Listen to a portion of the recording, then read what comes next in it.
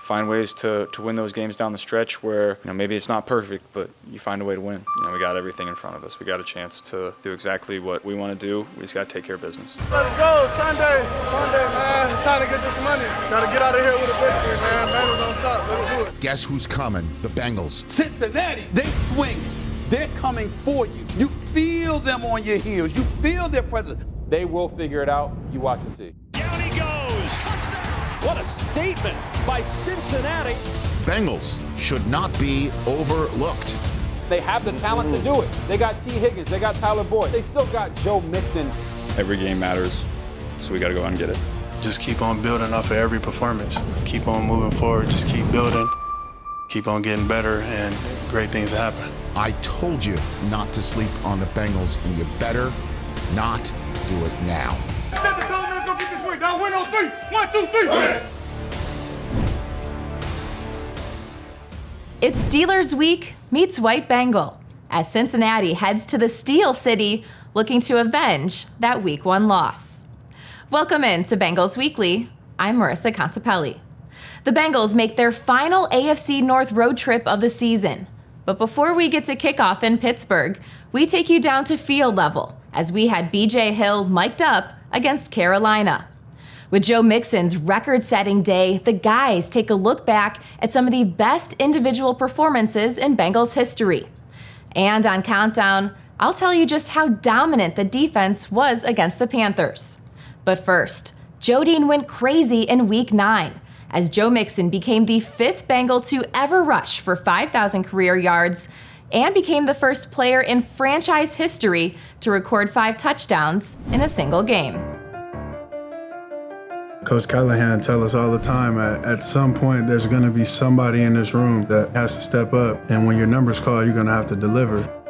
Yesterday was one of them games where it was like, you know what, it's my time. Second and third carry, I felt like this is definitely going to be a day. Gives it to Mixon. Joe is into the end zone. Touchdown, Bengals. Joe Mixon having a half. I mean, obviously, I kept track of the touchdowns because it was just like, okay, I got in the zone first time and the second time. And the third time, I was like, okay, I got 3. And all of a sudden, it was like, oh, man, like, I got 4 right now. And then I got the 5th one. I'm like, oh, yeah, it's lit. 1, 2, 3, 4, 5. Let's go. Put me up. When you in a zone like that, like, you don't even be thinking about all the stuff that you're really achieving in that moment. And I think that's the best part about it. Yeah. Hey, come on, hurry up, Mike. There you go. The chemistry that we got with each other, I mean, it's like no other. Everybody's so welcoming here. The way that everybody's just in sync with each other and the way we all adjust and just know our teammates and know how to celebrate and the way that, my relationship is with Joe since day one always been great.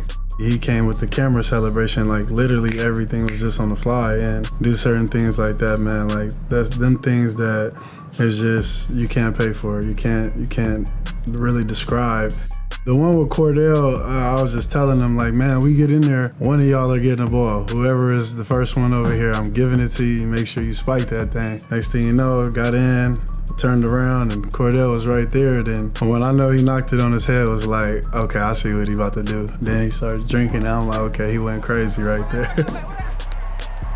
When you bring that type of energy and momentum to your teammates, like they do nothing but, reciprocate that energy. And that really elevates their game to another notch that they never even felt like they could tap into. The way that them guys were just cheering it on, I just loved every moment of it. Where they playing ball today, fellas?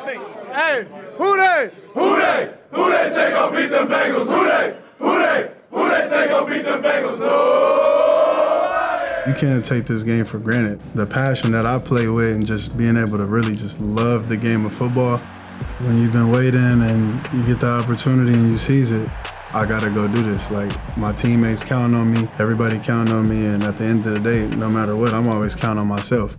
To be able to have a game like that, to step up, to be able to be here and put on for my teammates and for the fans, it's a feeling like no other. And I know for a fact that as long as we keep building on top of what we did yesterday, only great things to come.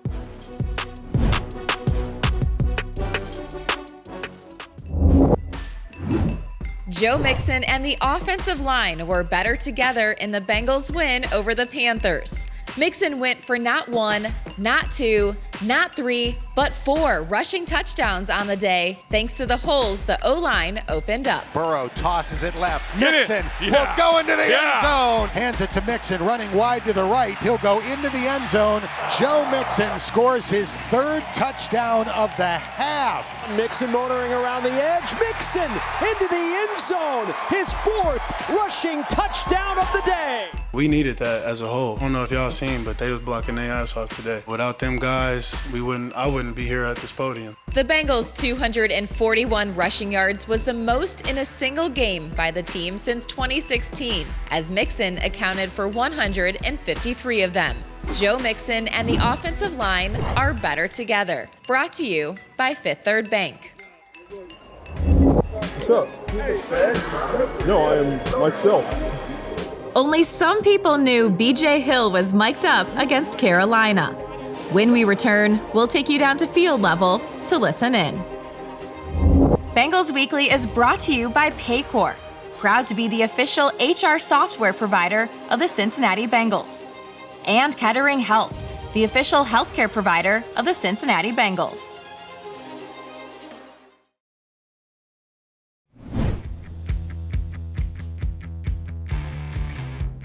We had BJ Hill on the mic for the Panthers game, and I can assure you, he did not disappoint. Let's head down to field level to listen in.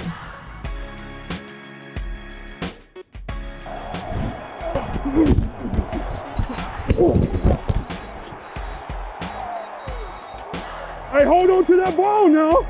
We coming. We coming. Oh, my bad.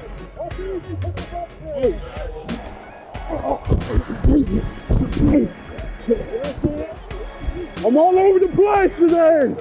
Come on. Big stepping. Hit it, Joe. Hey. Ooh. Hey. Ooh. Yeah. Brett! Hey, Brett, come on! Hey! Ah! Hey! You should have jumped with me. Next time you jumping next time. That's the one reason I hate celebrating. I be tired afterwards. Oh! Oh shit! Oh!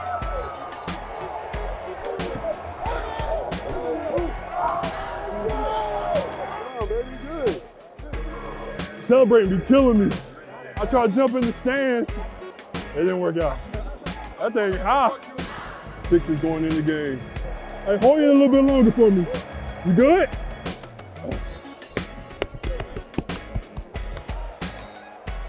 You know you jump. You can watch. Fill out 7-2. Hey. Come on, you love me, don't you? I do love you. I know you do. You can get off me though. What you doing over here? I forgot to tell you, I'm the feds today, by the way. Hey, you have a good day, y'all? I don't think I am. Don't listen to anything he said, wherever the camera is. I don't even think I'm mic'd up. Y'all know who's talking right now. It's your boy Mike Hill. It's a big win for Cincinnati. Cincinnati Bengals, that's the team. I love that song. When it's playing means hey, good things are happening. I love it.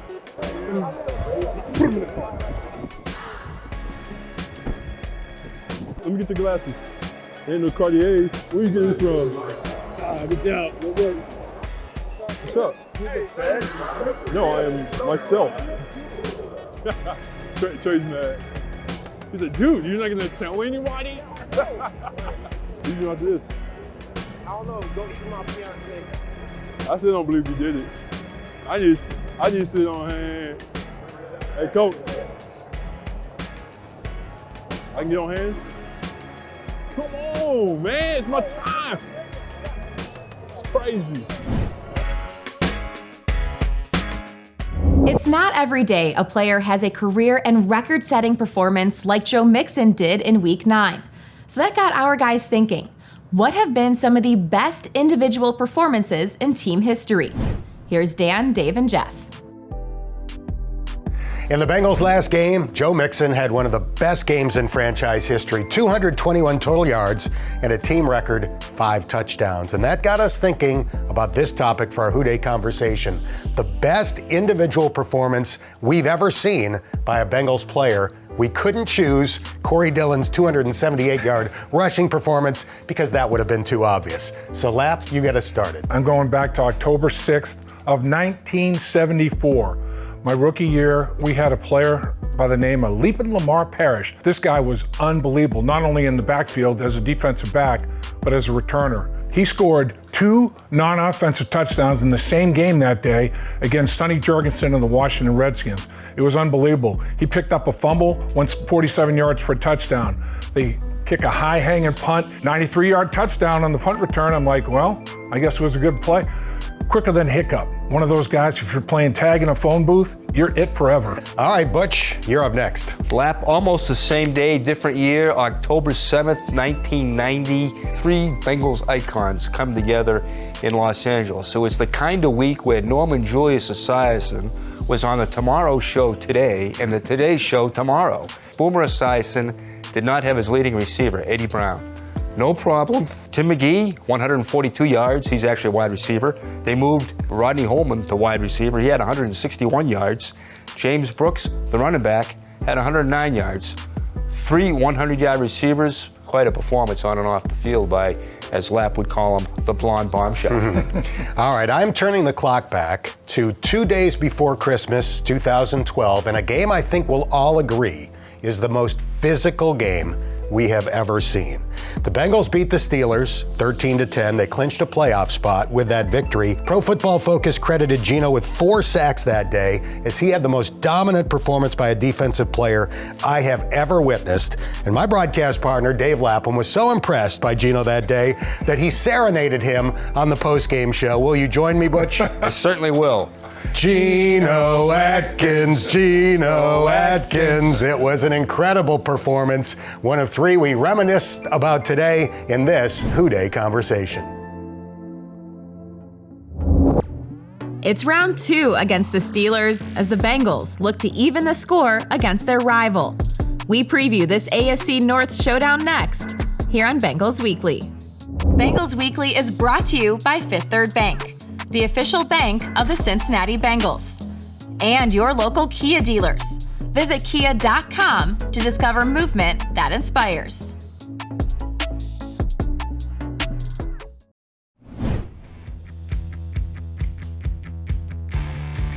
What will it take for the Bengals to make a run at the playoffs as we start the second half? NFL insider Field Yates now joins Dan Horde to break it down. We are joined by NFL insider Field Yates from ESPN. Field, let's start big picture. The Bengals are 5-4 after they started the season 0-2. Do you see them making a run in the second half? I sure do, and I know that 5-4 may not have been where we forecasted this team when they went into their bye, when we were making our predictions, when the schedule came out all the way back in May, but hey, the Bengals probably know this better than most teams. Football in the NFL is about how you are playing as you get into the cold weather seasons, when you can start making your Thanksgiving or Christmas holiday plans. And Cincinnati showed that last year as they got better and better and better, literally all the way through the playoffs. The Bengals head to Pittsburgh this Sunday. What do you see as a couple of keys to the matchup? I'd say that turnovers, and I'm not trying to be obvious, but obviously week 1, that was what undid them. That to me is about as important as it gets for keys this Sunday. Let's just take care of the football, because the Steelers are very, very good on defense. So TJ Watt is healthy. He is healthy, obviously. He played last week, made a difference. They're not dominant like they have been in years past, but they have multiple good pass rushers. Alex Highsmith, very good as well. On offense, though, no team has to work harder to score than Pittsburgh. This is kind of amazing to me. The Steelers have yet to score a touchdown of 10 yards this season. Every single touchdown they've scored has come within the 10-yard line. And They are a grinded out offense, but they are not a particularly efficient running game. Najee Harris has not been nearly as impactful in the passing game this year as he was last season. That was an amazing stat. Final thing for Field Yates. The Bengals will break out their white Bengal uniforms for the second time. What do you think? Love them. Love everything about them. I think they're tremendous. I've always felt like they make guys look a little bit sleeker, faster, which I know doesn't actually make a difference. But I love them. And I will say this is I think the NFL has been smart to embrace some of the alternate uniforms this season. I think about some of the great uniforms that we have seen so far, not just Cincy's, but some of those that I think are really, really sharp looks that, you know, if nothing else, at least give us something to talk about for the beginning portion of a game. Field, this has been great. Always appreciate your time. Keep up the great work. Thank you so much for having me, and I'll talk to you again soon. Every Friday this fall, the Bengals were out at a different high school football game, as we have teamed up with Ohio Cat to cheer on local schools. Last month, Houday and the Bengals Stripe Squad were out at Kings High School, as the Knights hosted the Little Miami Panthers. Students and fans had the chance to win great prizes, including passes to attend a closed practice later this season. Rule your school and be on the lookout for Friday Night Stripes, as the Bengals and Ohio Cat could be coming to your game next.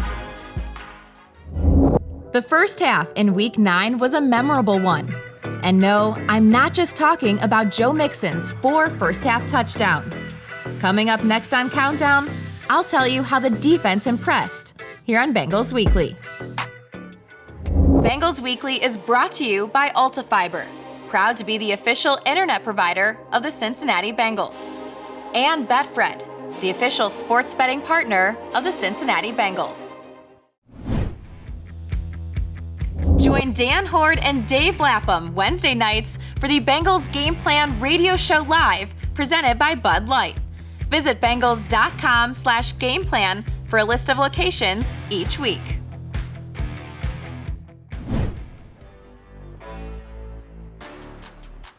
Let's rewind the clock back to just 2 weeks ago against the Panthers. We all know by now the records Joe Mixon broke on his way to 5 touchdowns. And while Joe Dean might have stolen the show, the run game wasn't the only star-studded performance put on by the Bengals. Cincinnati held Carolina to 0 first-half points and scored more points than the Panthers had yards, as the 35-0 halftime lead is tied for the second largest halftime lead in team history. The 32 yards surrendered to the Panthers in the first 2 quarters were the fewest by a Bengals team since 1992. Now, Trey Hendrickson has continued to be a force on the defensive line. His 22 pressures are 6th most in the league, as his 11 QB knockdowns, well, that's most in the AFC. Hendrickson's 89.5 PFF grade is 3rd highest among all edge rushers.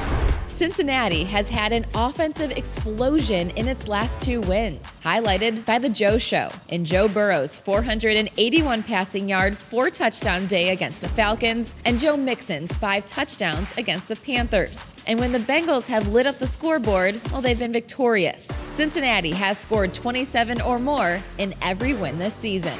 Now, T. Higgins' eyes must light up when going against Pittsburgh. In the 2 games with Joe Burrow as his quarterback, where Higgins has played the full game, he has recorded over 100 yards and a touchdown each time. On the season, Bengals receivers are averaging the 3rd most yards per game in the league at 200 a contest. And they'll be up against a Steelers D that is surrendering the 3rd most yards to receivers this season, as they have given up 100 or more yards to a single receiver 6 times.